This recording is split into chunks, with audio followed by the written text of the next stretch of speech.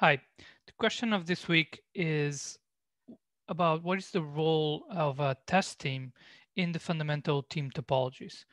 Um, Let me start by saying that I think testing and QA expertise is critical for any organization that wants to succeed in the long run. I was a tester for several years, a long time ago, but I learned a lot and I truly value the importance of that expertise. What I think is problematic in many situations is thinking of testing as a dedicated role or a dedicated team that does testing and validation, because testing is actually complex activity that involves different aspects. Um, and so if you look at it from a cognitive load perspective, what's happening when we say there's, this testing team is going to be looking after the verification, validation of our product, is that we're actually pushing some of the germane cognitive load into this separate team. So germane cognitive load is around everything that has to do with the problem domain, with the business solutions that we're trying to provide to our customers, right? So we're saying, well, the testers are going to know about the edge cases. They're going to ones who are going to have to explore the problem domain and really verify if the product we're offering meets the needs of the customers, the requirements of the organization, etc. And so I believe this sort of germane cognitive load should be fundamentally inside, owned by the product or Streamlined team that is developing a product or service, right? That is the fundamental objective of those teams, is to provide this value to customers. And so offloading that to a separate team is not only going to reduce the flow and speed of delivery, but is also going to effectively make the product team or Streamline team lack the knowledge that they should be actively looking out, and understanding failure modes, understanding different ways in which we could provide value to customers. And so other aspects of testing involve more of the extraneous cognitive load, right? So there's the technology. What are the tools we're going to use? How do we run the tests? How do we create tests? All these things. And so the Streamline teams might need help with those extraneous aspects and intrinsic aspects as well. And so it will depend on what your Streamline teams are struggling with.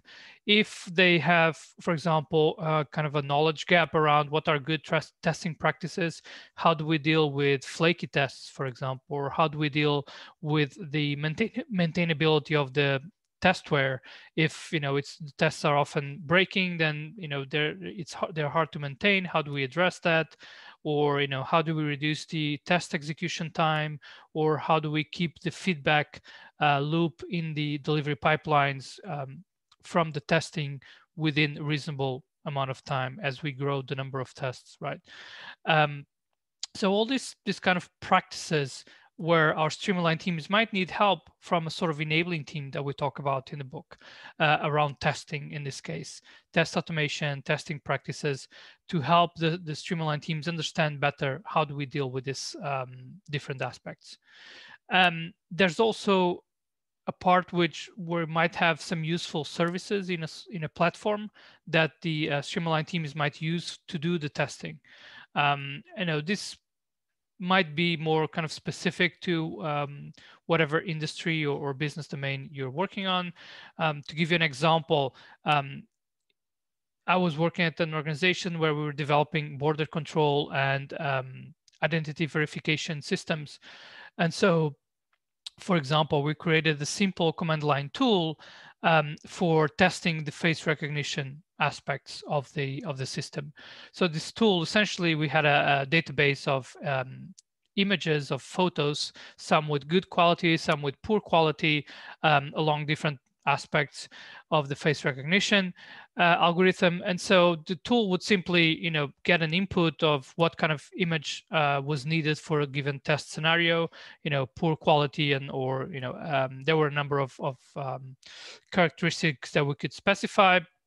the light should be dark, or the angle of the photo is not correct, all these things. And so this tool would just get this requirement, this input, and would output an image that was matching that description, right? And so that meant that the Streamlined teams didn't have to worry about the actual test database. They could just use this tool, and this reduced a lot of the effort for them and when they were automating test scenarios. But they were understanding in this particular case for face recognition that there are different scenarios where the face recognition will fail for different circumstances. And so they could use this simple self-service tool to do that work faster. And so, as I was saying in the beginning, you don't want to offload kind of the germane cognitive load to an external team. You want that to be the essential part of the essential work of the Streamlined team. What those teams might need is help with practices, help with useful automation and tooling that can make their life easier. And so, if you're thinking to move away from a dedicated test team, it's of course very important to think about the people who are in those teams. What would they like to do? So because we have different needs, and because people not everyone might want to work inside a Streamlined team, and that should be fine. So you should align those people's goals and motivations with type of team they're going to work on. So, if they like to continue to be the testing experts in terms of knowing the tooling, knowing about good practices, perhaps they're a good fit for a testing enabling team. If what they really like is to automate and to provide kind of services that others can use, then perhaps they would be a good fit for a platform team. And some people might actually thrive on getting direct feedback and validation from end customers, then perhaps they would be a good fit for a Streamlined team. So we definitely want to need to take into consideration what are the individual purposes and motivations, align that with the different topologies, right? But having a dedicated test team for us within the context of team topologies, within the context of trying to achieve fast flow and fast feedback, is sort of an anti-pattern. But that's not to say that we don't need the testing expertise. It's just the way in which it manifests might need to be different. We need the knowledge of the business domain inside the Streamlined teams. We need practices and good approaches to testing to be spread around the Streamlined teams with the help of an enabling team, perhaps. And we might need some platform services also for automated creation of test environments, for example.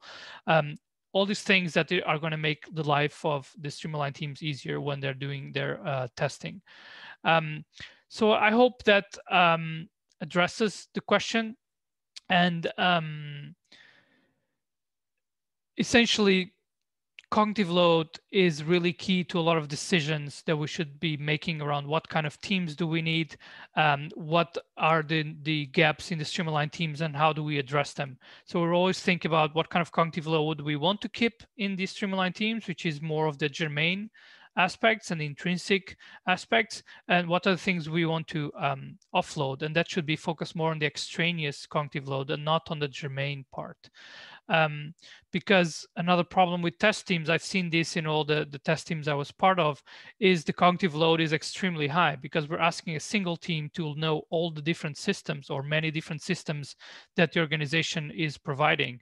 And so what ended up happening in those teams, and I think in many test teams, is that you start to have individuals inside that team specialize. One person knows about system A, other person knows how to test system B, and so on. And so that brings about also other sorts of problems with flow, with being able to cope with people not being available, all these sorts of problems. So I hope this was useful. Again, apologies that it got a bit long, but it's something I'm quite passionate about, the topic of testing.